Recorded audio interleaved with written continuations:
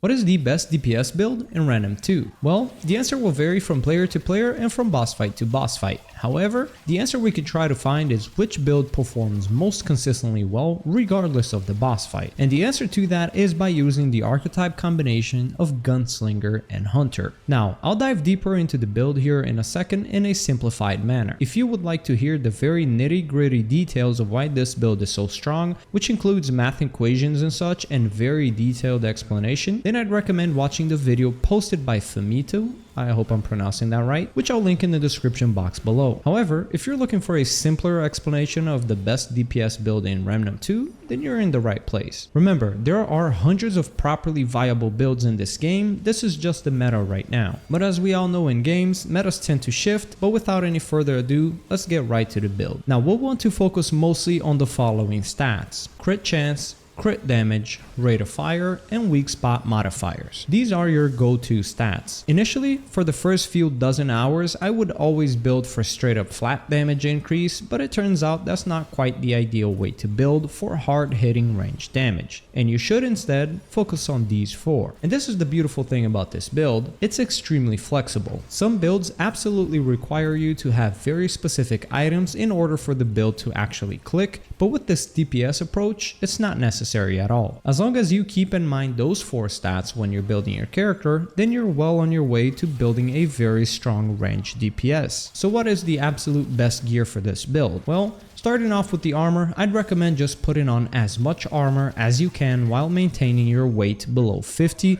to keep you on that light weight bracket. If you combine it with the traits I'll mention here in a second, this can be enough damage reduction to take on 2 to 3 hits on Apocalypse difficulty, which is more than enough of a breathing room to use relics after getting hit. Now as for relics, I use the Enlarged Heart, as it casts twice as fast and heals you back to full immediately, which is extremely important in Apocalypse fights. As for the fragments, we of course focus on 3 of those stats we mentioned earlier. In this case, I was using crit chance, crit damage, and fire rate. Going on to the primary, there's a lot of flexibility here. Use the best weapon you've got. But out of all the weapons in the game, I personally recommend Nightfall the most. As of right now at least. Its mod allows for an insane damage output as you see in the background, while being very easy to use and very forgiving as well. For the mutator, momentum is considered to be the best. But since I personally don't have it, I went for the second best in slot, which is the battery mutator. Now for a melee, of course it doesn't matter since it doesn't play much of a role in this. And for a handgun, it doesn't matter too much what you're using, however what does matter is the mutator. It's best if you use the mutator Twisting Wounds, which goes extremely well with the amulet.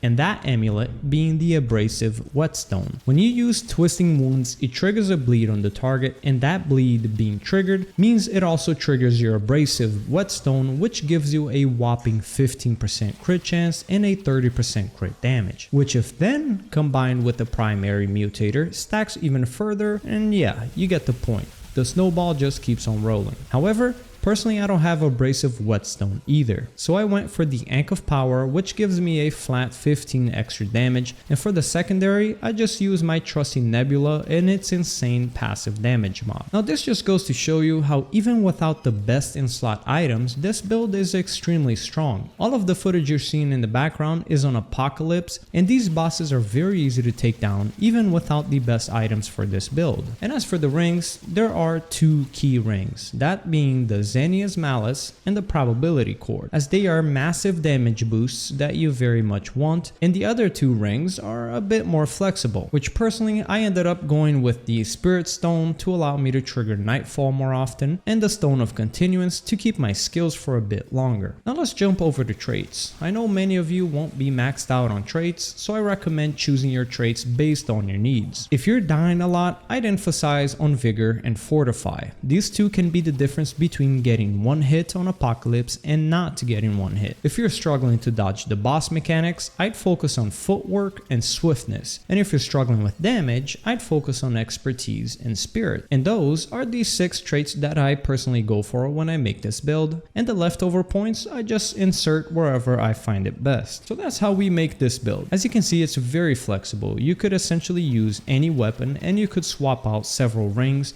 and it would still shine. This build just works extremely well for those of you looking to just output a lot of range to DPS. So enjoy the rest of the boss fights. I'll stop rambling in your ears now. I hope you enjoyed the video. I'll catch you guys tomorrow. Peace out.